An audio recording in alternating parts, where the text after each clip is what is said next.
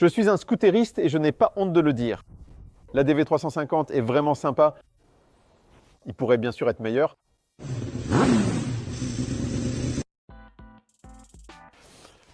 Salut, c'est moi, Andrzej. Et ce n'est pas mon prochain scooter simplement parce que j'habite à Varsovie, car si je vivais dans n'importe quel autre endroit qui offre plus que des routes plates, de larges routes et la ville, alors ce serait mon prochain scooter.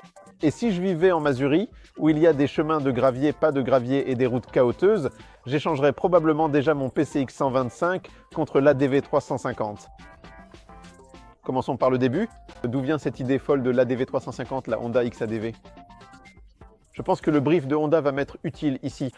En général, je suis un peu immunisé contre ce genre de choses, mais j'ai reçu je ne sais combien de mails avec le brief concernant ce scooter, de quoi il s'agit.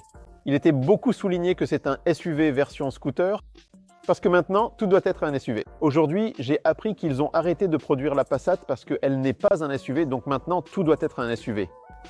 Autant je ne suis pas fan des SUV, mais en ce qui concerne le XADV, parce que c'est un 750, là il y a un peu plus de magie, de marketing et aussi l'effet de nouveauté, car sur le marché des maxi-scooters, c'est toujours la Yamaha Max qui régnait. Le XADV 750 est apparu et les gens se sont dit « Hey, c'est vraiment quelque chose de totalement différent ». Et tous ceux qui roulaient en T-Max, justement en Toscane, en Espagne et dans d'autres endroits où les routes étaient autrefois bonnes, mais ne le sont plus du tout maintenant, ont vu on a quelque chose qui a une suspension décente, qui peut gérer un peu les needs de poule, qui permet de rouler mieux. Alors, on se lance là-dedans et il s'est avéré que le XADV est actuellement le best-seller de Honda. Depuis 2017, ils en ont vendu 44 000 exemplaires, donc dans la foulée comme d'habitude, si quelqu'un achète, nous produisons. C'est ainsi qu'est né l'ADV 350 qui en réalité est une Forza 350 dans un emballage complètement différent. Et en ce qui concerne l'emballage, eh bien vous savez, c'est une question de goût. Personnellement, je préfère la Forza et le style de la Forza, mais l'apparence n'a absolument aucune importance par rapport à la façon dont ça roule. Ce qui compte vraiment, c'est la suspension, parce que la puissance, c'est la puissance. C'est un peu moins de 30 chevaux, donc soyons honnêtes, ces scooters ne sont pas particulièrement impressionnants. En fait, pour être honnête, ou plutôt si je n'étais pas honnête, la différence entre 125 et 350, ou autrefois 300, n'a jamais été vraiment spectaculaire. Parce que ce scooter, aujourd'hui, on l'a conduit par exemple sur l'autoroute, et la vitesse de croisière normale, c'est 130 km à l'heure. Alors que sur mon PCX, je roule à 110 km à l'heure. Donc il n'y a que 20 km à l'heure de différence. Avec celui-ci, aujourd'hui, j'ai réussi à atteindre 160 au compteur, mais vous savez, c'était en descente, en profitant de l'aspiration, lors d'une course Pologne contre Tchéquie et le reste du monde.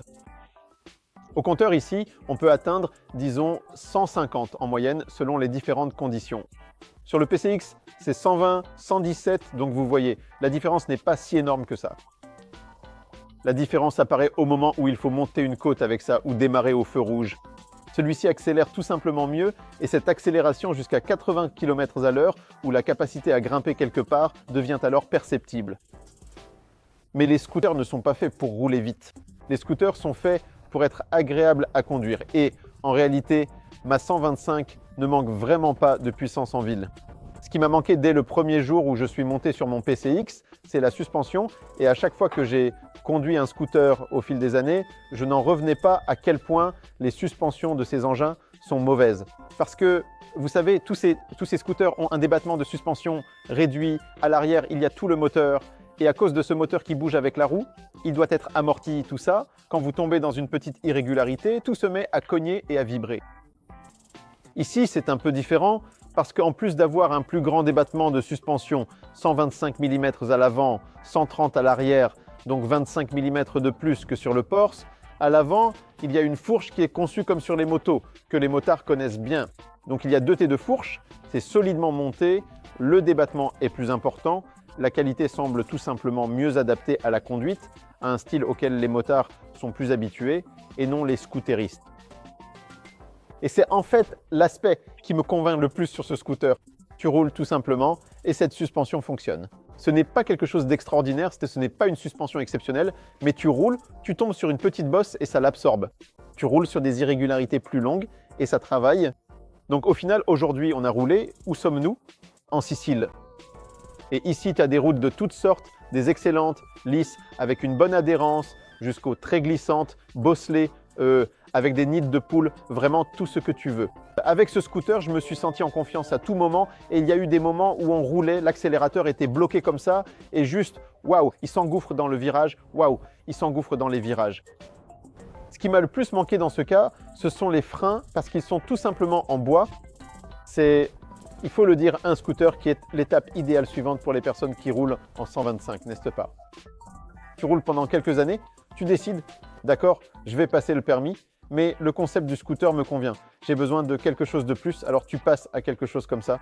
Et à ce moment-là, en plus de ces chevaux supplémentaires, de la taille, du gabarit de la suspension, on devrait aussi avoir de meilleurs freins. Or ici, avec ce seul disque à l'avant et à l'arrière, c'est tout. On ne peut pas appeler ça autrement que suffisant. La force de freinage est directement proportionnelle à la force de pression que tu as dans la main. On conduit ça comme une Harley Davidson, n'importe laquelle. Bon d'accord, peut-être pas n'importe laquelle, mais une Harley moyenne où tout simplement, si tu veux t'arrêter, tu dois serrer de toutes tes forces et c'est là que tu obtiens la force de freinage maximale. Évidemment, c'est un scooter, donc ici, on ne conduit pas de façon sportive comme nous le faisons au quotidien.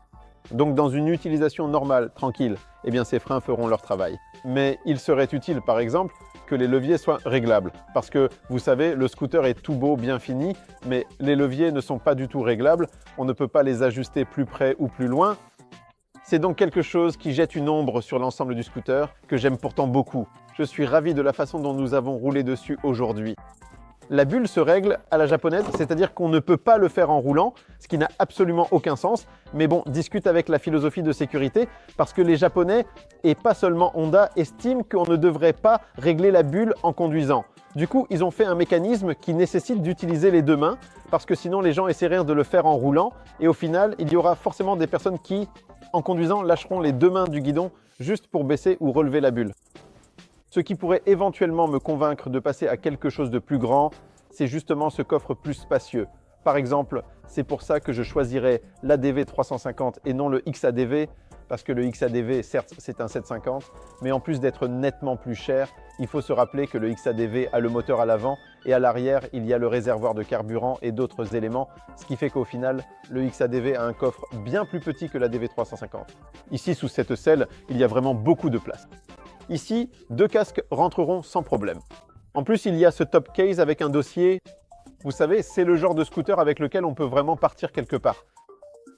Donc encore une fois, de mon point de vue, je dois d'abord quitter Varsovie et alors j'achèterai un ADV 350 ou un autre scooter plus grand juste pour me balader tranquillement dans les environs. Mais pour l'instant, il n'y a pas d'autre scooter qui ait justement un débattement de suspension un peu plus élevé.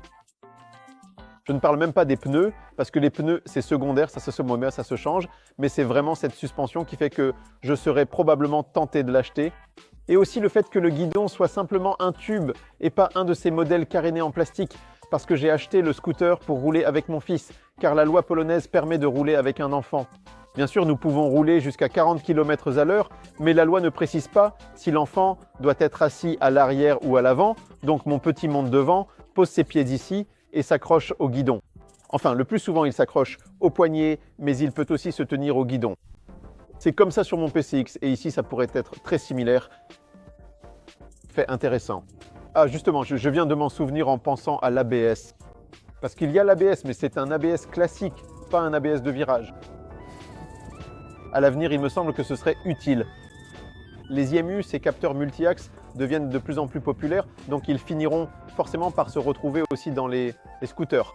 Et en plus du fait que nous pourrions avoir par exemple un ABS avec l'option cornering, c'est-à-dire que nous pourrions freiner en pleine inclinaison de la même manière qu'en ligne droite, les clignotants pourraient aussi s'éteindre automatiquement, parce que ce n'est pas le cas actuellement. Il faut penser à éteindre les clignotants soi-même, et ce sont déjà des choses que l'on aimerait avoir sur un scooter plus cher plutôt que sur un moins cher.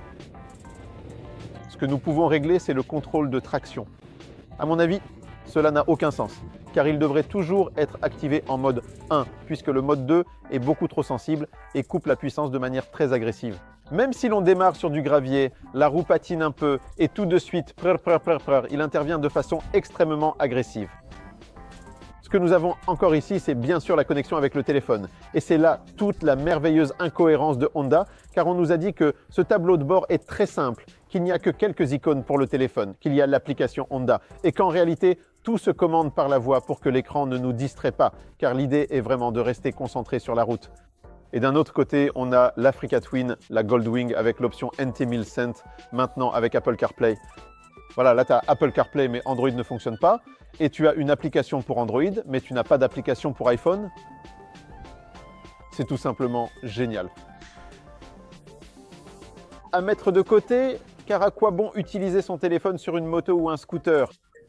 Cela ne change rien au fait qu'au moins, on a l'impression de pouvoir faire beaucoup de choses ici, sur ces compteurs, parce qu'il y a des boutons, des fonctions et un joystick de navigation. Il sert à quelque chose. J'ai essayé de l'utiliser aujourd'hui pendant les arrêts en roulant et je n'ai rien réussi à faire, donc c'est un élément pour lequel il faut lire le mode d'emploi afin d'apprendre à s'en servir. Je vois déjà la file d'attente. Radek me regarde d'un air séduisant parce qu'il veut parler lui-même de ce scooter. Écoutez, pour moi, si vous pensez à passer à un scooter plus grand qu'un 125, c'est une bombe. Si vous roulez à moto et que vous vous dites qu'un scooter pourrait être utile, alors, notamment grâce à la suspension, vous en serez vraiment très content. Et si vous habitez dans un endroit sympa comme la Cachoubie, la Mazurie, la Podlachie, la montagne, peu importe, et que vous voulez quelque chose pour rouler tous les jours sans vous soucier de tomber sur un chemin de gravier et de perdre vos dents, alors allez-y. Mais souvenez-vous simplement que ce n'est toujours pas une moto d'aventure. C'est un scooter d'aventure. Je me suis baladé quelque part, mais avec Radek, on s'est justement mis d'accord que dès qu'on aura le temps, on partira en camping avec ce genre de machine. Parce qu'en dessous, tu peux mettre tout ce que tu veux. Réchaud, pas réchaud, conserve.